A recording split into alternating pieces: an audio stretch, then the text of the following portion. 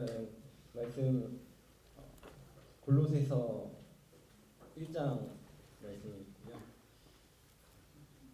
골로새서 1장 21절로 29절 말씀을 읽고 그 중에서 감동이 되었던 몇 구절을 나누기를 원합니다. 골로새서 1장 21절로 29절이고 제가 읽을 때에 눈으로 또 마음으로 함께 읽어주시면 좋겠습니다. 골로새서 1장 21절로 29절입니다. 제가 읽겠습니다. 전에 악한 행실로 멀리 떠나 마음으로 원수가 되었던 너희를 이제는 그의 육체의 죽음으로 말미암아 화목하게 하사 너희를 거룩하고 흠없고 책망할 것이 없는 자로 그 앞에 세우고자 하셨으니 만일 너희가 믿음에 거하고 터 위에 굳게 서서 너희 들은 바 복음의 소망에서 흔들리지 아니하면 그리하니라. 이 복음은 천하 만민에게 전파된 바요 나 바울은 이 복음의 일꾼이 되었노라. 나는 이제 너희를 위하여 받는 괴로움을 기뻐하고 그리스도의 남은 고난을 그의 몸된 교회를 위하여 내 육체에 채우노라. 내가 교회의 일꾼 된 것은 하나님이 너희를 위하여 내게 주신 직분을 따라 하나님의 말씀을 이루려 함이니라. 이 비밀은 만세와 만대로부터 감추어졌던 것인데 이제는 그의 성도들에게 나타났고 하나님이 그들로 하여금 이 비밀의 영광이 이방인 가운데 얼마나 풍성한지를 알게 하려 하시니라. 이 비밀은 너희 안에 계신 그리스도시니 곧 영광의 소망이니라. 우리가 그를 전파하여 각 사람을 권하고 모든 지혜로 각 사람을 가르치면 각 사람을 그리스도 안에서 완전한 자로 세우려 함이니 이를 위하여 나도 내 속에서 능력으로 역사하시는 이의 역사를 따라 함을 다하여 수고하노라.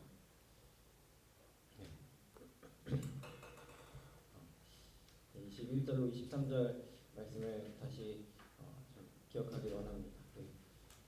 복음을 이야기하고 있습니다. 전에 악한 행실로 멀리 떠나 마음으로 원수가 되었던 너희를 이제는 그의 육체의 죽음으로 말미암아 화목하게 하셨다고, 거기에 나아가서 너희를 거룩하고 흠없고 책망할 것이 없는 자로 그 앞에 세우고자 하신다고. 말씀은 우리에게 여전히 복음이 필요하다고 하시는 것 같습니다. 복음의 소망에 대해서 이야기하고 계십니다.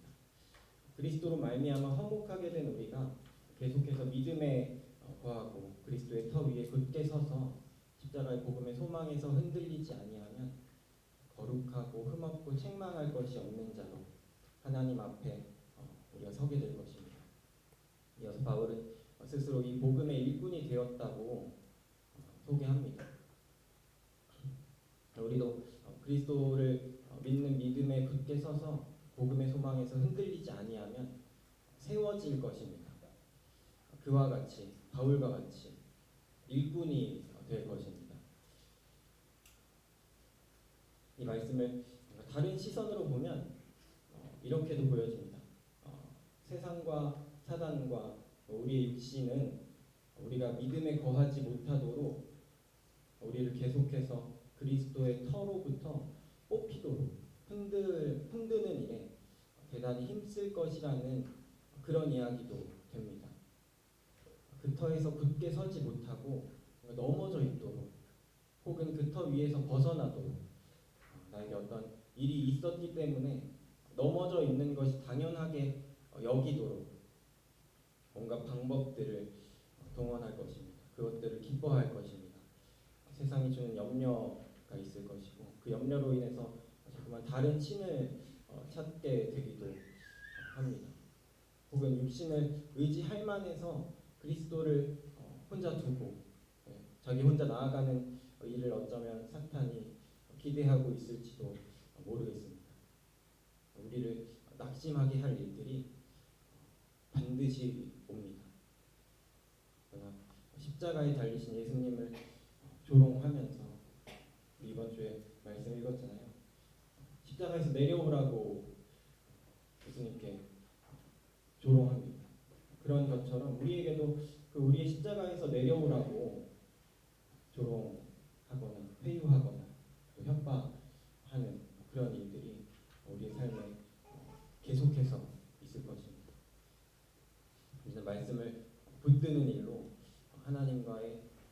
항상 교제를 지켜야 합니다. 그러나 꼭 넘어지는 일이 있을 것입니다. 우리에게 굳게 서 있지 못하고 넘어져 있게 할 일들이 있을 것입니다. 그리스도의 터에서 벗어나는 것이 당연하다고 여길 만한 어떤 일도 우리의 생각으로는 있지만 하나님의 생각으로는, 성경의 말씀으로는 그럴 만한 어떤 일도 없습니다. 의인은 넘어지지 않는 사람이 아니라 7번 넘어져도 8번 일어나는 사람이라고 성경은 분명하게 말씀하고 있습니다. 그리스도와 그의 말씀으로 말미암아 다시 일어나는 자들, 복음의 소망에서 흔들리지 아니하는 사람을 하나님이 자기 앞에 세우십니다. 복음의 소망에 대해서 이야기하고 있죠. 악한 행실로 멀리 떠나 있던 하나님과 원수가 되었던 우리가 하나님의 영광에 이르기 위해서 한 일이 또 한 일도 없고 또 할 일도 전혀 없었습니다. 혹 있다면 그저 회개하고 그리스도께로 나아가는 것이 전부였던, 온전히 그 구원에 대해서는 선물이었던 복음의 은혜가 여전히 우리에게 능력이 됩니다.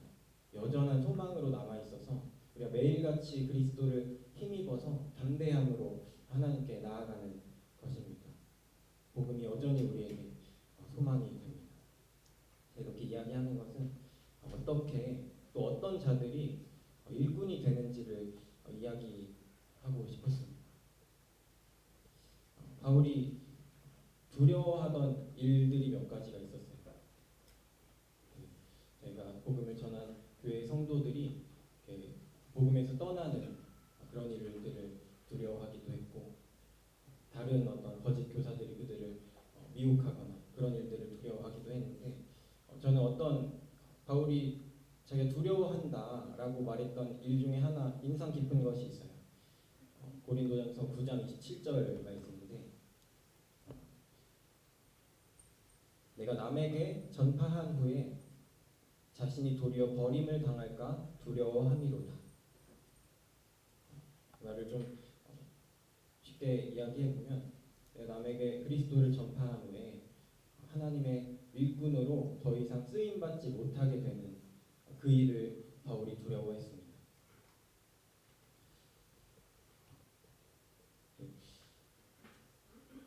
은퇴하는 게 굉장히 꿈인데,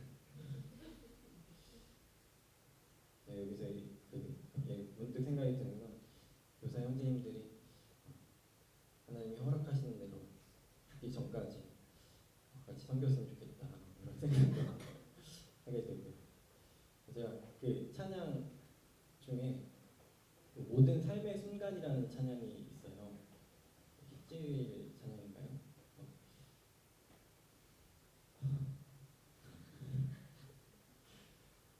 삶의 모든 순간 주께서 주신 선물, 나에게 가장 선하게 아름답게 물들여 가시네. 뭐 이런 어떤 찬양이에요. 다들 뭐 기억나셨죠?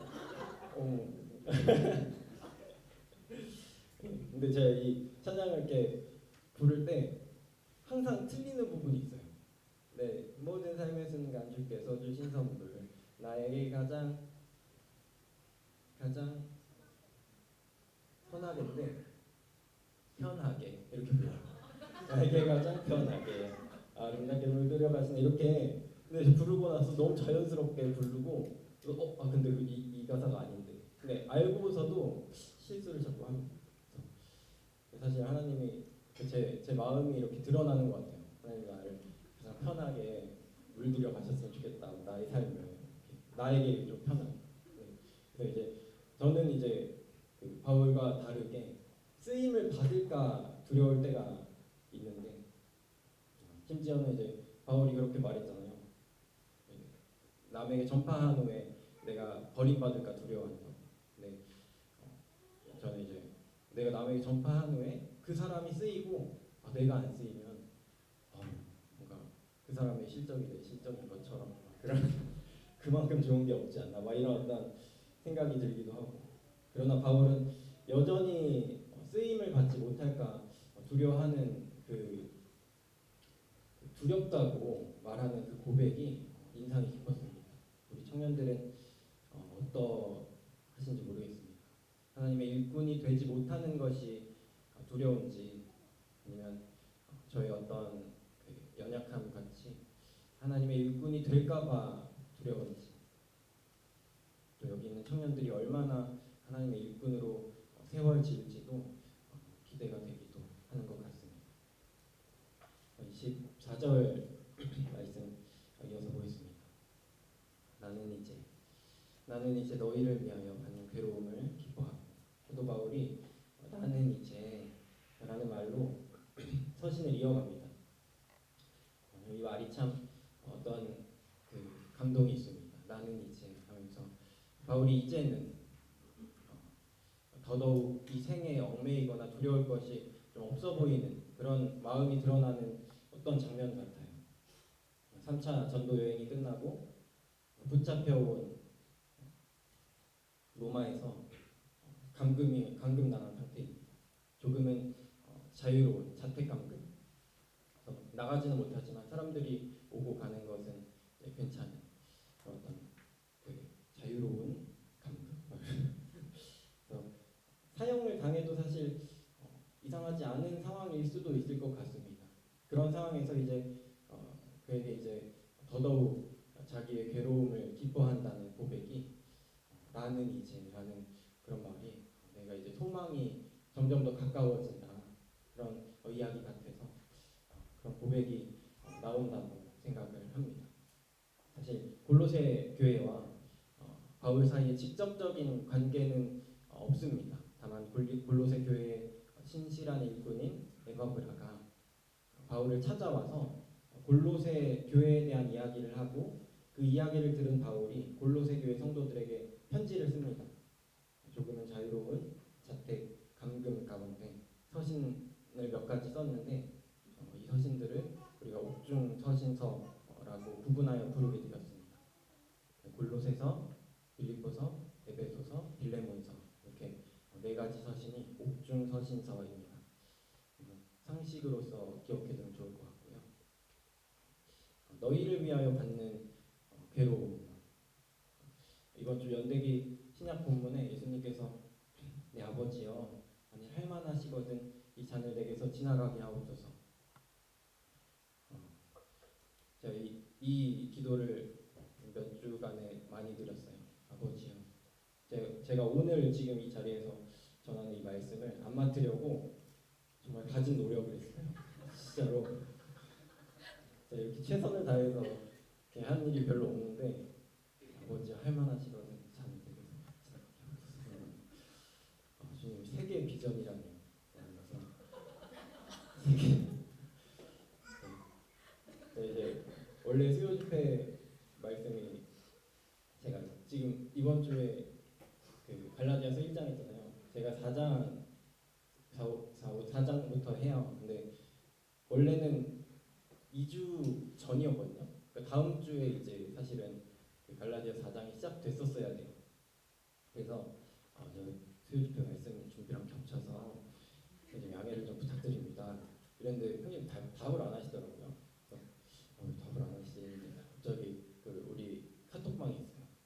말씀 준비한 형제님들 카톡방이 있는데 거기에 갑자기 밀렸다고 그걸로 대답을 대신하시더라고요. 그래서 이제 그럼에도 불구하고 이제 영창장한테 가가지고 한 번 더 하고 싶으신 말씀이 없을까요? 그리고 그러면서도 이제 형제님 주제에 합당한 다른 형제님을 세우는 게 어떻겠냐고 계속 이렇게 했는데 답이 없더라고요. 그냥 지난 수요 집회 사회를 본 유찬욱 형제님께서 핍박당하는 인도네시아 사람들에게 말씀을 전하기가 민망스럽다는 어떤 간증을 했었습니다. 근데 이제 모든 사실은 제가 주제가 좀 부담되기도 했지만 사실 이 자리에 나올 때마다 모든 말씀 앞에 설 때 그런 것 같습니다. 말씀이 좀 두렵다. 그 앞에 서는 일이 떨린다는 생각을 해요. 이 이야기를 하는 것은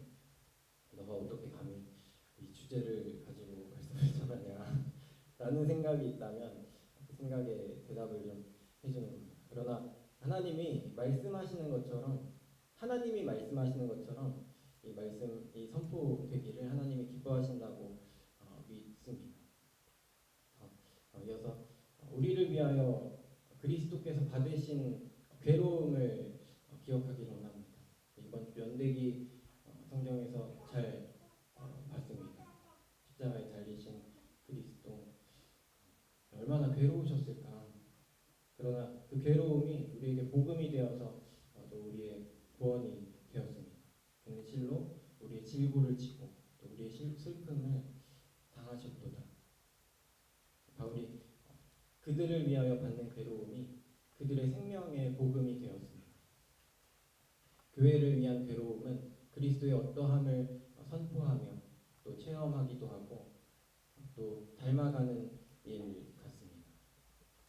우리가 그렇게 그리스도의 남은 어떤 고난에 참여하기를 원합니다.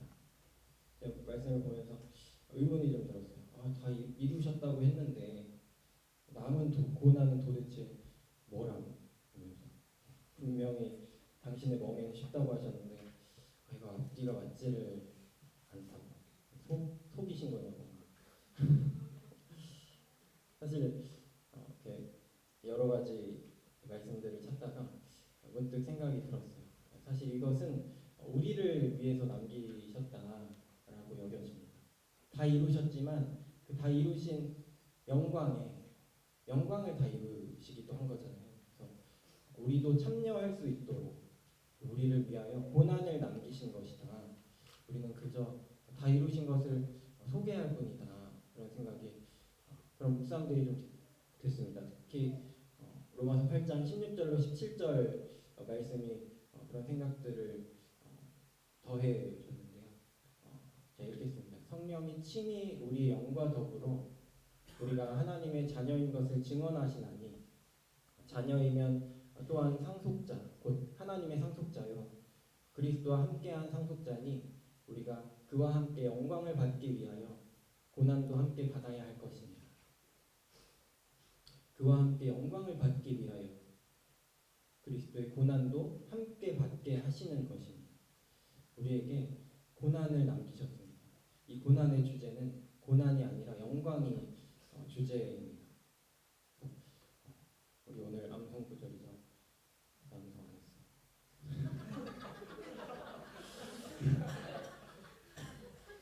조장님께 죄송하고요. 네, 아무튼 믿음의 주여 또 온전하게 하시는 이인 예수를 바라보자. 그는 그 앞에 있는 기쁨을 위하여 십자가를 참으사 부끄러움을 개의치 아니하시더니 하나님 보좌 우편에 앉으셨느니라. 예수님의 그 고난의 주제는 그 영광이었던 것 같아요. 그래서 그 부끄러움, 십자가를 개의치 않으셨다고 하나님 보좌 우편에 앉으셨다고 이야기하십니다. 그럼 우리가 지식적으로 이제 이 남은 고난이 보물이라는 사실을 압니다. 사실 우리의 어떤 태도가 남은 고난이 어디 있어? 천국이 침노하는 자의 것이라고 남은 고난 내가 질 거야 하는 어떤 그런 마음이 좀 드나요? 침노하는 자들이 더 남은 고난을 침노하는 자들이 더 영광스러운 그리스도를 경험할 것입니다. 그리스도와 함께한 상속자가 되시렵니까? 되시렵니까? 빨간 약이죠. 이해하셨나요? 매트릭스 보셨어요? 네, 대화가 안 되네요. 빨간 약. 네. 우리 어디까지 설명? 아무튼 대충 맥락 이해하셨죠? 네.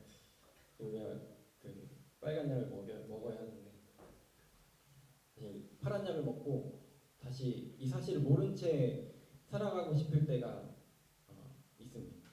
많죠. 사실 대부분의 삶이 좀 그렇게 좀 흘러갈 때가 많은 것 같은데 저의 어떤 비겁한 그리고 삶이 좀 그런 때가 많이 있는 것 같습니다. 남은 고난에 대해서 이야기하고 싶습니다. 남은 고난에 대한 힌트가 이 구절에 있습니다. 멀리 있지 않죠? 교회입니다. 교회를 위하여 그리스도의 남은 고난을 내 육체에 채우노라. 너무 감동이 드네요. 바울이 에베소서와 골로새서를 같은 장소에서 비슷한 시기에 쓴 것으로 보여집니다. 한 사람에게 이렇게 한 번에 이렇게 보낸 것 같아요. 바울은 자신의 말년에 자택 감금을 당한 상태에서 교회에 대하여 깊이 묵상했던 것 같습니다.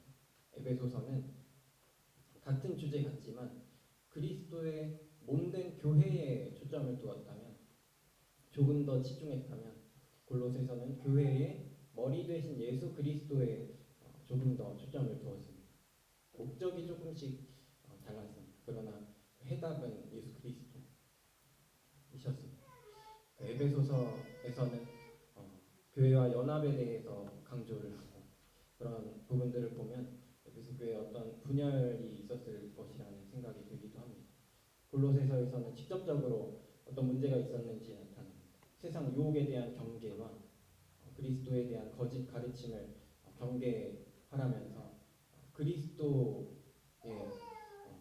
어떠하심, 복음을 주제로 서신을 써나갑니다. 두 서신이 풀어나가는 방식은 다르지만 두 서신 모두가 교회가 무엇인지 분명하게 말해주고 있습니다. 성경이 말하는 교회란 단순히 건물을 말하는 것이 아니라 하나님의 부름받은 성도들이 예수 그리스도의 몸이 된 사실을 이야기합니다.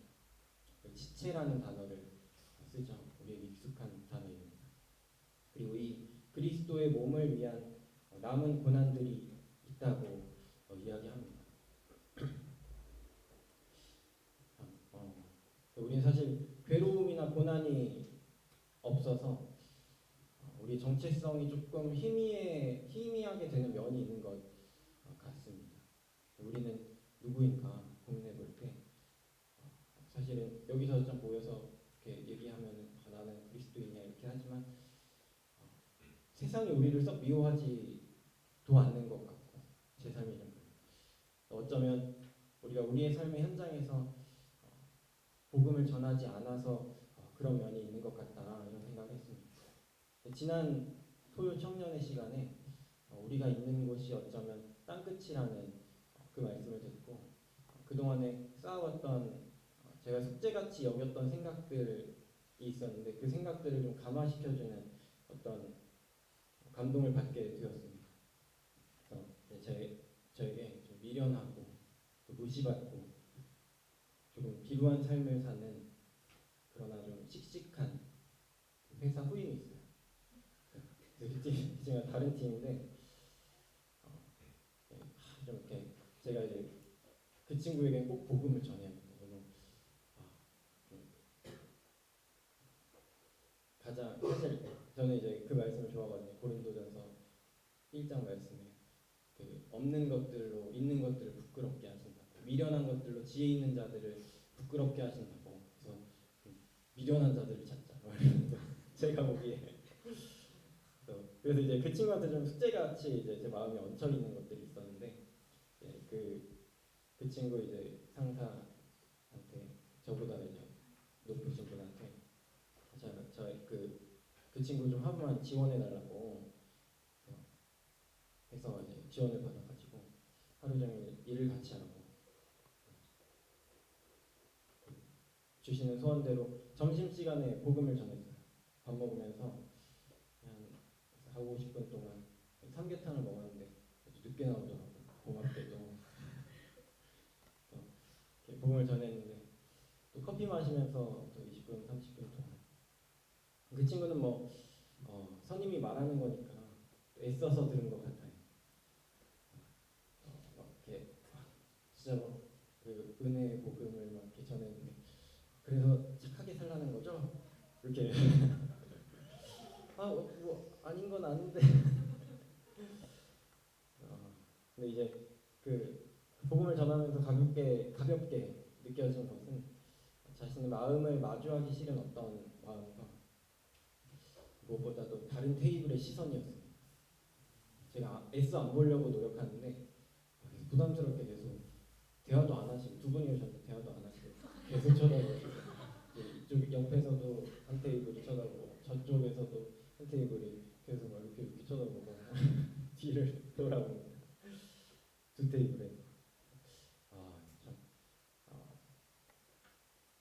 그 미움받았다고 말을 할 수는 없지만 이게 전해 보니까 그런 어떤 시선들이 오는구나 이런 생각이 좀 들었어요.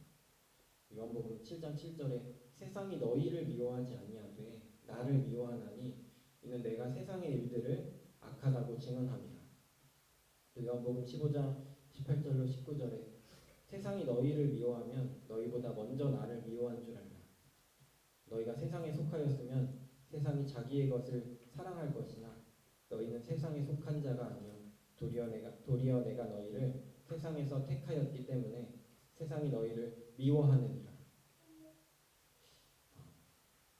복음을 전하는 일은 세상에게 미움을 받는 일이 되는 것이 일반인 것 같습니다. 우리가 사실은 그리스도인으로서 살아가면서도 자기 정체성을 숨기고 살아갈 때가 많이 있습니다. 세상이 우리를 미워하지 않습니다.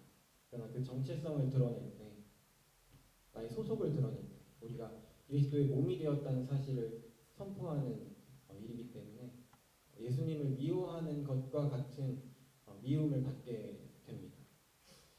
나아가서 우리가 그들에게도 전하죠. 너도 그리스도의 몸이 되어야 한다고, 하나님과 화목하자고 이야기를 합니다. 그때 우리가 화목하기 싫어하는 원수가 된 마음들을 보게 됩니다. 이 때문에 그리스도인들이 환영받기가 영 불가능하다. 꼭 하나님이 택하신 사람들이 있을까? 어떤 기대를 했었는데 좀 더 지켜봐야 되는 것 같습니다. 남은 고난을 그의 몸된 교회를 위하여 내 육체에 채우노라. 이 한 구절을 좀 많이 묵상하게 됐어요. 이 구절에는 몸을 들여서 몸이 되는 어떤 신비가 담겨 있습니다. 비유할 것들이 뭐가 있을까 생각을 해볼 때 뭔가 곧 있으면 없어질 내가 가진 모델 하우스를 내어주고 진짜 영구한 집을 얻는 놀라운 일이 됩니다. 모형을 주고 실제를 얻는 일입니다. 제가 군대 입대하기 직전에 아시는 분들이 있을 거예요. 그 김영광 형제님 아시나요? 그 김이율 아기의 아버지인데 아무튼 그 형제님께서 저보다 2살 많으세요. 군대는 관계의 초기화라서 삶을 새로 시작할 수 있다. 그 때문에 새로운 인생처럼 살아갈 수 있다는 식으로 저한테 이야기를 했습니다. 그래서 그 이야기인즉슨 지금까지는 세상에 얽매여서 어떤 관계가 좀 부담이 되어서 지금까지 하던 어떤 일들이 있어서 복음을 전하기가 부끄럽기도 하고 좀 어려운 면이 있었을지 모르겠지만 그곳에서는 어차피 2년이고 또 새로운 사람들과 시작하고 또 2년 후에는 또 그 관계가 거의 끝나잖아요. 그렇기 때문에 복음을 전하기가 수월할 것이라고 저에게 격려해 줬습니다. 본인 안 가봤으면서 저보다 늦게 가셨거든요. 그러나 이제 아무튼 지금까지 기억에 남는 좋은 지혜였습니다. 제가 그 이야기를 지난번에 시은자매님의 동생 찬우 형제님께 이제 군대를 곧 간다고 하길래 해줬는데 지혜를 전달해 주죠. 그 말을 해주면서 문득 그런 생각이 들더라고요. 그 말하면서도 뭔가 이상했어요. 80년에 비하면 그 2년이 짧지만 영원에 비하면은 80년이 매우 짧다 이런 생각이 들었습니다. 그래서 나한테 무엇이 그렇게 복음을 전하는 데 있어서 걸림돌이 되고 있는가? 모형을 들여서 실제를 얻는 이 일에 무엇이 이렇게 아깝고 두려운지 고민을 해보게 되었던 것 같습니다. 다시 본문으로 돌아가서 몸된 교회를 위하여 내 육체의 채우니라. 원어를 찾아보면 그 몸된 교회를 위하여, 여기에서 몸은 헬라어로 소마라는 단어를 쓴다고 합니다. 발음은 잘 모르겠어요. 그리고 내 육체에 채우노라.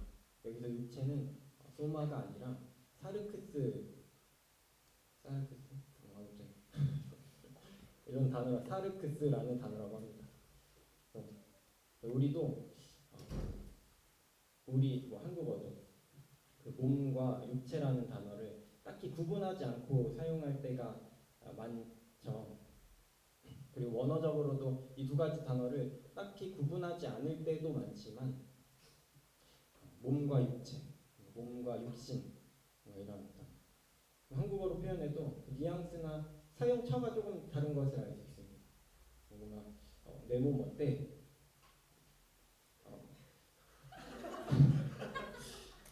네, 비루하죠. 네. 그걸 말하고 싶은 건 아니었고, 네, 이렇게 말하지. 내 육체 어때? 너 육체 좋다. 육신 좀 만져봐도 돼? 이렇게 말하지 않아요. 실제로 몸이라는 단어로 번역된 헬라어 소마는 조금 더 중립적이거나 또 영적이고 긍정적인 맥락에서 사용이 됩니다. 예를 들어서 교회의 몸이라든지 부활의 몸이라든지 어떤 신령한 몸을 표현하는 데 많이 사용하고, 육체라는 단어로 번역된 헬라어 사르크스는 성령을 거스르는, 성령과 상반되는 성격의 육체에 대해서 빈번하게 사용되는 것을 봅니다.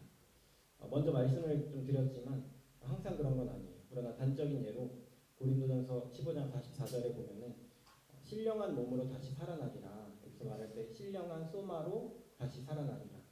갈라디아서 5장 17절에 보면은 육체의 소욕은 성령을 거스르고 라고 할 때 사르크스의 소욕은 성령을 거스르고 이런 맥락에서 어떤 감동이 있었습니다. 우리의 육신이 그리스도의 몸이 되는 일, 우리의 사르크스가 그리스도의 소마가 되는 일에 대해서 성경이 이야기하고 있다고 여겨집니다. 내 육신의 죽음을 내어 맡김으로 그의 십자가의 죽음에 참여하는 일을 말합니다. 내 육신의 생명을 들여서 그의 몸으로 살아가는 일입니다. 내 육신의 괴로움이 단지 육신의 괴로움으로 끝나는 것이 아니라 그의 몸의 고난에 동참하고 동시에 그의 몸을 세우는 일이 되는 것입니다. 어떤 육체는 그리스도의 입이 되고, 어떤 육체는 그리스도의 손이 되고, 또 어떤 육체는 그리스도의 발이 되기도 합니다. 예배입니다. 너희 몸을 하나님이 기뻐하시는 거룩한 산 제물로 드리라. 이것이 너희가 드릴 영적 예배니라 라고 말씀하십니다. 로마서 12장 1절 말씀이었습니다. 몸을 드리는 것이, 여기서는 또 소마를 표현하지만 몸을 드리는 것이 영적인 예배라고 하시는 것에 바로 이어가지고 4절에 우리가 한 몸에 많은 지체를 가졌다고 하시면서 교회의 지체들을 소개하는 일이 개인적으로는 턱 의도적인 배치라고 여겨집니다. 우리 몸을 거룩한 산 제물로 드려서 그리스도의 몸된 교회의 지체가 되는 일이 어쩌면 가장 육신적이지만 도리어 그 일이 그리스도를 가장 아름답게 드러내는, 하나님이 받으실 가장 영적인 예배라는 것입니다. 이 일이 비밀입니다. 만세와 만대로부터 모든 세상과 모든 세대에 감추어졌던 것인데 이제는 그의 성도들에게 나타났습니다. 이 비밀의 영광이 이방인 가운데 얼마나 풍성한지를 성도들로 하여금 알게 하려 하십니다. 교회를 이야기하면 그리스도의 영광의 소망에 대해서 이야기하고 있는 것입니다. 예수님이 그랬던 것처럼 하나님의 성전, 하나님의 집을 향한 열심과 같이 그리스도의 몸을 향한 열심이 우리 육신을 삼키는 그런 일들을 기대해 봅니다. 25절 말씀 이어가겠습니다. 내가 교회의 일꾼 된 것은 교회의 일꾼. 저는 이 말이 참 좋습니다. 세계 비전이라는 주제를 딱 마주했을 때 이 주제가 개인적인 걸 수도 있지만 마치 뭔가 교회 위에 교회를 넘어서 있을 것 같은 느낌이었어요. 근데 반면에 교회 일꾼하면 이런 표현 괜찮을지 모르겠지만 약간 개 중에서는 그 개꿀 같은 송이꿀이라는 뜻이에요. 그러나 로마에 감금되어 있는 선교하면 좀 대표되는 인물인 바울이 스스로를 교회의 일꾼이라고 소개하는 이 장면이 참 좋더라고요. 스스로를 교회의 일꾼이라고 소개합니다. 이 각자가 어떤 모양이든 이 교회의 일꾼이 되었으면 좋겠습니다. 하나님이 내게 주신 직분, 그런데 너희를 위한 나의 직분, 교회를 위해 나의 직분들이 기록합니다. 갈라디아서 2장 7, 8절에 보면은 좀 이해하기 어려울 수도 있는데 잘 들어주세요. 그들은 내가 무할례자에게 복음 전함을 맡은 것이 베드로가 할례자에게 맡음과 같은 것을 보았고 베드로에게 역사하사 그를 할례자의 사도로 삼으시니가 또한 내게 역사하사 나를 이방인의 사도로 삼으셨느니라. 하나님이 베드로는 유대인들의 사도로 삼으셨고 바울은 이방인의 사도로 삼으셨다고 이야기하고 있습니다. 하나님이 임의대로 소원을 주시고 또 능력을 보이시고 하나님이 허락하시는 상황대로 바울은 이방인의 사도가 되었습니다. 하나님이 너희를 위하여 내게 주신 직분을 따라 하나님의 말씀을 이루려 합니다. 우리가 바울이 말하는 자기의 직분이라는 단어가 나올 때 바울은 이방인의 사도를 이야기하는 거구나 이런 개념들을 떠올리면 좋겠습니다. 바울에게 이 직분을 맡기신 것처럼 우리에게도 어떤 직분들을 맡기실 것입니다. 그날이 언제일지 모르겠습니다. 그러나 분명하게 말씀하고 계신 것은 믿음에 거하고 터 위에 굳게 서서 너희 들은 바 복음의 소망에서 흔들리지 아니하며 이런 흔들리지 아니하며 소원을 주실 것이고 그 주신 소원을 이루어 나가실 것입니다. 각자의 분량대로 그 뜻대로. 어떤 자매의 소원은 이런 것이었어요. 작은 교회에서 성도들을 잠잠히 섬기는 일이라고 했습니다. 여전히 그런지 모르겠지만 우리가 이런 성령이 허락하시는 교회를 향한 소원들을 들을 때 우리 안에 어떤 감동이 있게 됩니다. 각자 하나님의 말씀을 이루기 위하여 부단히 기다리고 또 노력하는 가운데 아름다운 동역이 있기를 원합니다. 우리가 동역해야 합니다. 베드로는 자기 직분을 따라 할례자들을 섬기고 바울은 이방인의 사도로서 섬깁니다. 우리가 한 사람이 이것들을 다 할 수는 없습니다. 나아가 바울은 때에 따라 바나바나 실라와 같은 자들과 동역을 했습니다. 바나바에게는 당시 바울에게는 좀 부족했던 목양의 은사가 있었을 것 같습니다. 위로의 아들이라는 이름의 뜻을 가진 바나바를 이렇게 표현하는 걸 보면 모두가 회심하고 돌아온 바울을 두려워할 때 바나바가 바울을 데리고 사도들에게 갑니다. 그런 모습들. 그리고 또 중도 포기했던 마가를 품으려는 모습이 좀 그렇습니다. 신라는 어떤 그런 모습들이 성경에 잘 나타나 있지는 않지만 바울의 부족한 은사를 채워주는 역할을 했으리라고 확신합니다. 그를 할례자의 사도로 삼으시니까 또한 내게 역사하사 내게 그리고 그에게 성령이 각 성도들에게 역사하셔야 합니다. 그리고 또 역사하십니다. 우리가 이것을 잊고 동역을 가볍게 여기게 되면 교회를 건강하게 세우기가 어렵습니다.